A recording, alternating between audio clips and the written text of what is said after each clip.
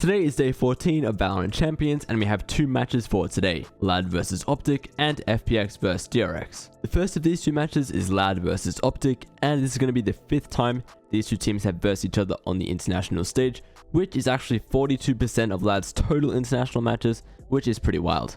The maps for this series are Bind for OpTic, Ascent for Lad, and Breeze as the decider. Team comps are as expected, only difference really is a Fade for Lad and a Chamber for OpTic. One thing I wanted to highlight from Bind is this play from Aspas. He has some really good positioning here, as you'll see. Very good from him. And then round 21 as a whole got pretty crazy. Almost wrapping around the Viper's pit, so this really could be problematic for Loud, that they might almost have to start playing out of it in a matter of seconds. The orbital strike is going to buy them that time.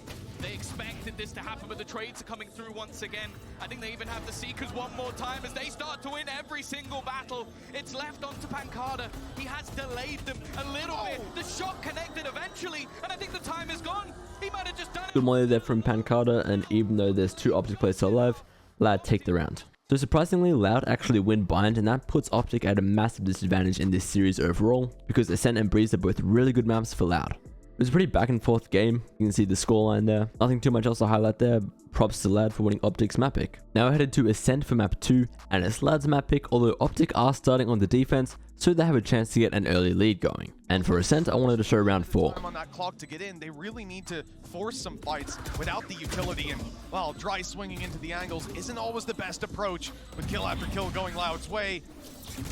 They're still going for it. They're still Victor! pushing through, and Victor's got 2. Pancada stuck below. A good kill, but he needs to survive. Up close now, Crashies could get him, but the TP, he's got into wine. He's buying time, and he won't cancel.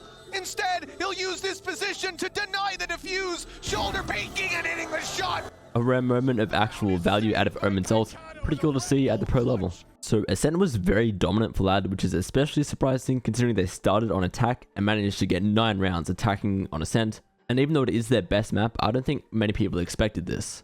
You can see the scoreboard there. All players from Lad had above 200 ACS. Very good showing from all of them. Les was clutch so many different times. And although on the scoreboard it doesn't look like he did better than anyone else, it felt like he was getting the most important kills every single time. Not really much to say for OpTic here. They played pretty badly. Massive props to Lad for beating them, and this does mean they're now officially into the grand finals, guaranteed top 2, whereas OpTic will verse either FPX or DRX in the lower finals tomorrow. Now we have FPX vs DRX for the second match of today. Pretty much impossible to pick the favorite of these two teams to win this match. The maps for this series are Icebox for FPX, Haven for DRX, and then Fracture as the decider. Fairly normal team comps for Icebox.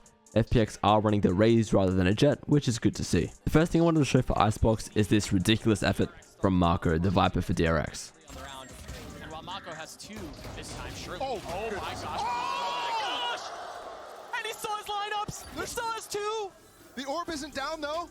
Oh my goodness, He's Artist. just gonna hold it. You could definitely hold it through that even. Marco, Artist goes up top. Marco's so weak, he has to back up. Second molly gone. No more post plant to deal with. Artist has a massive decision before him. Artist on the tap. The swing! Obviously not favored there against the Vandal, but still so close for Marco. I also wanted to show how huge Zipan goes in this round.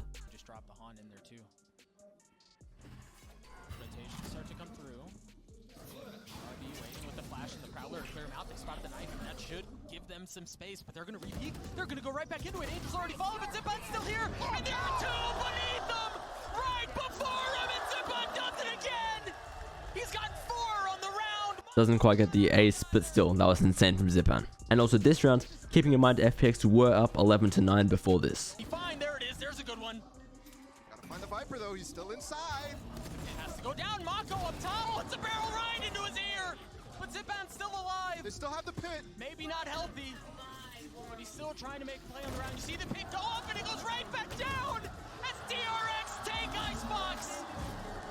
So DRX do end up winning FPX's pick of Icebox. Zipan was insanely good for FPX. I mean, obviously 350 ACS, you can see right there. But then DRX had a nice little comeback at the end of the game. Won the last 5 rounds. Marco popped off on the Viper, and it ended up being a really good game for DRX.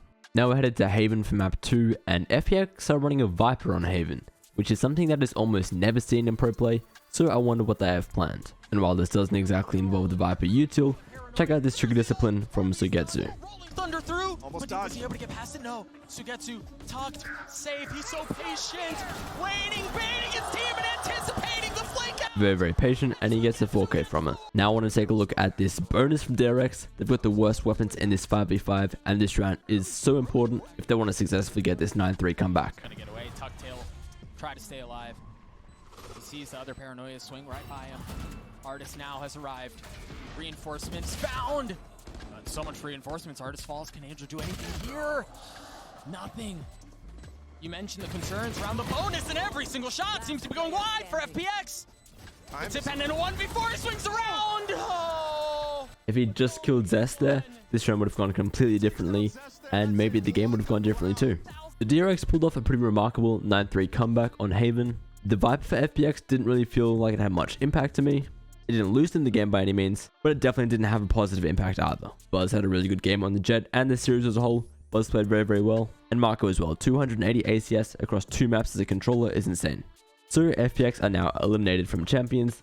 DRX move on to the lower final against OpTic. That's going to be a best of 5 tomorrow, and the winner of that is going to verse Loud in a best of 5 for the grand final.